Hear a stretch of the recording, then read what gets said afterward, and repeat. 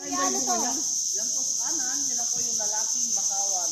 Kaya patulis, ano? Nasaan? Paano nalaman lalaki? Maliit at makulit po yan. O yun naman, ang Saan? babae. Saan ba? Palapad. Saan ba? Ito raw mapayat. Yung bakla na. Pahaba.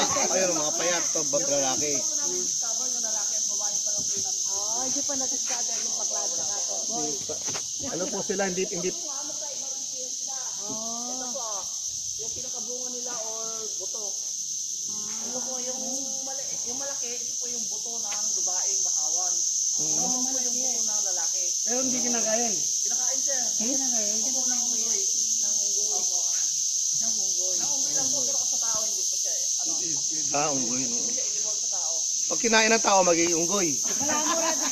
Okay. Wala mo rin. Tapos kain na rin. Yung lasa niya po, hindi naman po kasi masarap yung lasa niya. Wala siyang lasa. Parang bunga ng ano, ng malunggay. Eh, saan dito yung nakukuha yung mga